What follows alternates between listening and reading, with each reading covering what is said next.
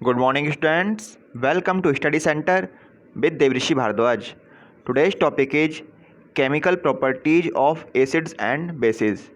तो सबसे पहले जानते हैं कि एसिड की केमिकल प्रॉपर्टीज़ क्या होती हैं।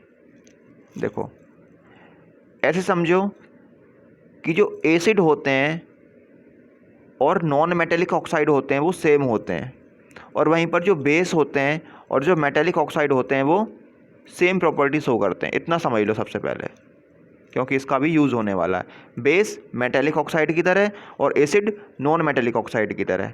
जब दोनों की हम केमिकल रिएक्शन कराते हैं तो इनकी रिएक्शन लगभग सेम होती है। ठीक है, तो सबसे पहले हम कराते हैं एसिड की रिएक्शन बेस के साथ। जब एसिड की रिएक्शन बेस के साथ कराते हैं तो हमेशा सॉल्ट एंड वाटर बनता है। देखो, सॉल्ट जितनी भी रिएक्शन है सब में सॉल्ट कॉमन है। ये सबसे आसान है याद करने का तरीका, सॉल्ट सभी में कॉमन है। तो सॉल्ट तो बन ही रहा है, साथ ही साथ वाटर भी बन रहा है एसिड की रिएक्शन बेस से कराने पर। और एसिड की रिएक्शन जब बेस से कराई जाती है तो इसी को हम न्यूट्रलाइजेशन भी बोलते हैं। देखो क्या होता है, एसिड में होते हैं H+ आयन, ठीक है, H+ आयन, और बेस में क्या होते हैं OH- आयन। जब H+ आयन और OH- आयन मिलते हैं तो हमेशा वाटर बनता है। ठीक है, तो ये हो गई एसिड की रिएक्शन बेस से कराने पर सॉल्ट एंड वाटर बन गया। अब वहीं पर मैंने क्या बताया कि जो बेस होते हैं वो सेम मेटेलिक ऑक्साइड की तरह होते हैं, तो सेम रिएक्शन होगी। एसिड की रिएक्शन अगर मेटेलिक ऑक्साइड से कराएंगे तो सॉल्ट एंड वाटर ही बनेगा।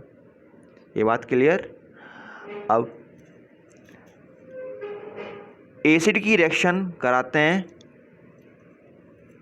मेटल कार्बोनेट से या मेटल हाइड्रोजन कार्बोनेट से, दोनों से कराएं, किसी से भी करा लें। देखो साल्ट तो कॉमन है ही, साथ में ऐसे समझो कि कार्बोनेट को ब्रेक करो। कार्बोनेट का मतलब है कार्बन एंड ऑक्सीजन, ऐसे समझो। जब कार्बन से याद रखो कि कार्बन डाइऑक्साइड गैस बनेगी, और देखो अब वाटर याद रखना है, वाटर बनेगा कि नहीं। देखो दो चीज़ें याद रखनी है, या तो बनेगा हाइड्रोजन गैस यानी H2, या तो बनेगी H2 या बनेगी H2O।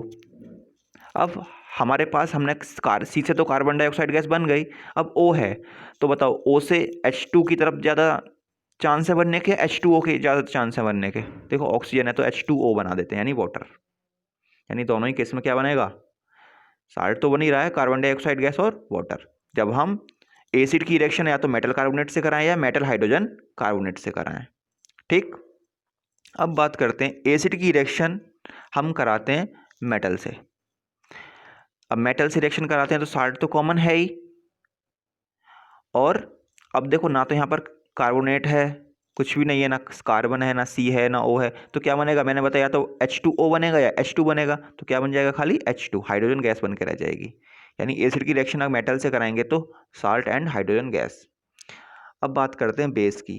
तो देखो बेस में एक चीज़ और समझ लो कि बेस की रिएक्शन भी अगर मेटल से कराएंगे ना तो सेम चीज़ ही बनती है, सॉल्ट एंड हाइड्रोजन गैस। चलो देखते हैं,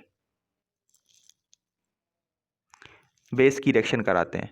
देखो बेस की रिएक्शन हमने मेटल से कराई तो सॉल्ट एंड हाइड्रोजन गैस ही बना, कोई चेंज नहीं है। यानी मेटल से रिएक्शन करने पर एसिड हो या बेस हो, सॉल्ट एंड हाइड्रोजन गैस ही बनेगा। अब बात करते हैं बेस की रिएक्शन कराते हैं मेटल कार्बोनेट या मेटल हाइड्रोजन कार्बोनेट, तो कोई रिएक्शन नहीं होती। जब एसिड की करा रहे थे तो क्या बन रहा था, सॉल्ट बन रहा था, कार्बन डाइऑक्साइड गैस बन रही थी, और H2O ये बन रहा था। ठीक है, लेकिन यहां पर रिएक्शन कराने पर क्या हो रहा है, नो रिएक्शन, इन दोनों के साथ कोई रिएक्शन नहीं हो रही। तो ये तीनों चीजें क्लियर हो गई। अब देखो बेस की रिएक्शन एसिड से कराते हैं, इससे पहले हमने क्या पढ़ा था कि एसिड की रिएक्शन बेस से कराते हैं तो कोई फर्क थोड़ी पड़ रहा है। बेस की रिएक्शन हम एसिड से कराते हैं तो भी सॉल्ट एंड वाटर बनेगा। और मैंने बताया कि वे जो एसिड होते हैं वो नॉन मेटेलिक ऑक्साइड की तरह होते हैं, सेम प्रॉपर्टी शो करते हैं। तो बेस की रिएक्शन अगर नॉन मेटेलिक ऑक्साइड से कराएंगे तो भी तो सॉल्ट एंड वाटर ही बनेगा। तो ये बात क्लियर। अब चलो इनके कुछ एग्जाम्पल देखते हैं। Reaction of metal with acid, metal की रिएक्शन हम किससे करा रहे हैं, एसिड से या बेस से। मैंने बताया कि एसिड से कराएं मेटल की रिएक्शन या बेस से कराएं तो हमेशा सॉल्ट एंड हाइड्रोजन गैस ही बनती है। ठीक है, एसिड से कराने पर भी और बेस से कराने पर भी। एग्जाम्पल ले लेते हैं, जैसे HCl हाइड्रोजन क्लोराइड, ये एसिड है, इसकी एक रिएक्शन कराई हमने जिंक से, तो क्या बन गया, जिंक क्लोराइड और हाइड्रोजन गैस, यानी सॉल्ट एंड हाइड्रोजन गैस। ऐसी आपके हमने लिया NaOH, ये क्या है, बेस, इसकी रिएक्शन कराई जिंक से, मेटल से, तो सोडियम जिंकेट और हाइड्रोजन गैस। ठीक है। अब कैसे पहचान करें कि इसमें से जो गैस निकल रही है रिएक्शन होने के बाद वो हाइड्रोजन गैस है? तो क्या करेंगे, जो गैस निकल रही है उसके पास एक बर्निंग कैंडल, एक जलती हुई कैंडल लेकर जाएंगे, और जैसी कैंडल उसके पास लेकर जाएंगे तो क्या करना स्टार्ट कर देगी, पॉप अप साउंड की तरह जलना स्टार्ट करना शुरू कर देगी। It burst with pop sound. ठीक है ना, जहाँ से हमने देखा कि बबल्स निकल रहे हैं उसके पास हम एक बर्निंग कैंडल लेकर जाएंगे तो वहाँ से पॉप अप साउंड्स की आवाज़ आएगी और वो जलना स्टार्ट हो जाएगी इस तरीके से। तो पहचान, यही पहचान होती है कि हाइड्रोजन गैस निकल रही है। अब बात करते हैं रिएक्शन ऑफ मेटल कार्बोनेट या metal hydrogen carbonate with acid and base. तो देखो मैंने बेस के साथ तो बताया ही कि बेस के साथ ये रिएक्शन नहीं करते, और एसिड के साथ मैंने क्या बताया, साल्ट तो कॉमन है सब में रिएक्शन में। कार्बोनेट से क्या याद आया, कार्बन डाइऑक्साइड एंड वाटर। ठीक है, तो एसिड के साथ रिएक्शन देखनी है, बेस के साथ कोई रिएक्शन नहीं है, तो देखो एसिड के साथ रिएक्शन करते हैं। एसिड लिया HCl, उसमें सोडियम कार्बोनेट, तो क्या बनेगा, सॉल्ट तो बनेगा NaCl, और क्या बनेगा, कार्बोनेट की वजह से CO2 एंड H2O। ठीक है, ऐसे ही इस बार हमने यहाँ पर लिया है सोडियम हाइड्रोजन कार्बोनेट। ठीक है, तो देखो क्या बनेगा, फिर से सॉल्ट बनेगा NaCl और कार्बन डाइऑक्साइड गैस और वाटर। तो बात क्लियर है। अब हम कैसे टेस्ट करें कि जो इसमें से गैस निकल रही है वो कार्बन डाइऑक्साइड गैस है, इसकी क्या पहचान होती है? तो क्या करेंगे, ये जो गैस निकल रही है इसको टेस्ट करने के लिए इस गैस को हम पास कराएंगे किससे, कैल्शियम हाइड्रोक्साइड से। लाइम वाटर बोलते हैं इसको, कैल्शियम हाइड्रोक्साइड, मतलब इसको लाइम वाटर से पास कराएंगे। तो लाइम वाटर से जब कार्बन डाइऑक्साइड गैस पास होती है तो क्या हो जाता है, कैल्शियम कार्बोनेट बनता है और वाटर। साथ ही साथ इसकी पहचान जो होगी वो ये होगी कि लाइम वाटर टर्न्स मिल्की। जो वाटर था, लाइम वाटर जो लिया था वो मिल्की, थोड़ा दूध के कलर का होने लगेगा, थोड़ा वाइट कलर का होने लगेगा। ठीक है, ये इसकी पहचान है, मिल्की कलर का होने लगेगा। लेकिन जब हम देखो, अब हमने जब carbon dioxide gas lime water से पास कराई तो CaCO3 यानी कैल्शियम कार्बोनेट और वाटर बन चुका है। लेकिन हम अभी भी लाइम वाटर मतलब उसमें रिएक्शन होने के बाद भी और CO2 गैस को पास कराए जा रहे हैं, और भी कराए जा रहे हैं। तो क्या होगा, अब कार्बन डाइऑक्साइड गैस इसके साथ रिएक्शन करना स्टार्ट कर देगी, कैल्शियम कार्बोनेट और वाटर के साथ। मतलब अगर हम ज़्यादा मात्रा में कार्बन डाइऑक्साइड गैस को पास करेंगे तो फिर क्या होगा, ये ऐसी रिएक्शन होगी, calcium carbonate plus carbon dioxide plus water, इनकी रिएक्शन होगी और क्या बनेगा, कैल्शियम हाइड्रोजन कार्बोनेट। इसका फार्मूला देखो गलत लिखा हुआ है, इसका फार्मूला होता है CaHCO3, और ये ब्रैकेट नहीं आएगा, इसका होल ट्वाइस, CaHCO3 का होल ट्वाइस, ब्रैकेट इसके बाद लगेगा, 3 के बाद, यहाँ पर नहीं लगेगा।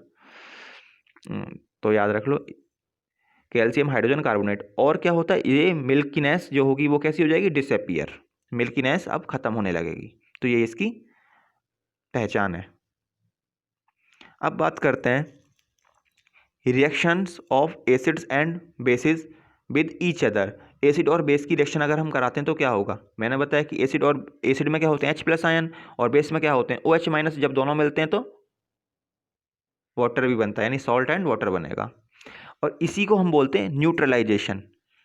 मतलब reaction of acids with base is called as neutralisation. जैसे HCl हमने एसिड लिया और NaOH हमने बेस लिया, इनकी रिएक्शन कराएंगे तो क्या बनेगा, सॉल्ट यानी NaCl और वाटर। अब वहीं पर याद रखना है कि जब हम स्ट्रॉन्ग एसिड और वीक बेस की रिएक्शन कराएंगे तो देखो, जो स्ट्रॉन्ग क्या है एसिड, तो जो हमारा साल्ट बनेगा वो भी स्ट्रॉन्ग ही होगा, थोड़ा एसिडिक होगा।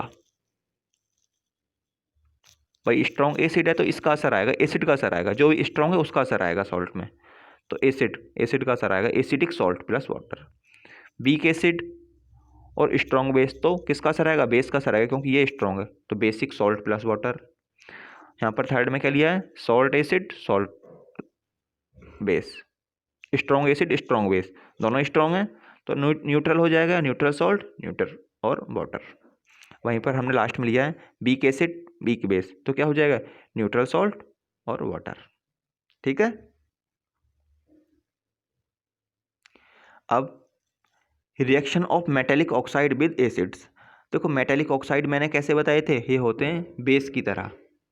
ठीक है, तो जैसी अभी एसिड और बेस की रिएक्शन कराई थी, सॉल्ट एंड वाटर बना था, सेम ही होगा। जैसे metallic oxide are basic in nature, nature में कैसे होते हैं, बेसिक होते हैं, जैसे CaO MgO ये सब बेसिक होते हैं। तो देखो कैल्शियम ऑक्साइड हमने लिया, इसकी रिएक्शन कराई HCl से, तो कैल्शियम क्लोराइड CaCl2 और वाटर, यानी सॉल्ट एंड वाटर बन गया। ठीक है। अब reaction of non metallic oxide with basis, non metallic oxide की रिएक्शन कराएंगे, तो नॉन मेटेलिक ऑक्साइड मैंने कैसे बताए थे, नॉन मेटेलिक ऑक्साइड होते हैं एसिड की तरह, यानी एसिड और बेस की रिएक्शन फिर से कराएं, ऐसे समझ लो, या नॉन मेटेलिक ऑक्साइड की रिएक्शन बेस से कराएं तो क्या, सॉल्ट एंड वाटर ही बनेगा, क्योंकि ये एसिडिक होते हैं नेचर में। तो हमने नॉन मेटेलिक ऑक्साइड लिया, जैसे कार्बन डाइऑक्साइड गैस, ये नॉन मेटेलिक ऑक्साइड है, इसकी रिएक्शन कराई CaOH का होल्ड वाइज यानी बेस से, तो बन गया CaCO3 calcium carbonate plus water, यानी सॉल्ट एंड वाटर बन गया। तो समझ में आया ये सब कुछ।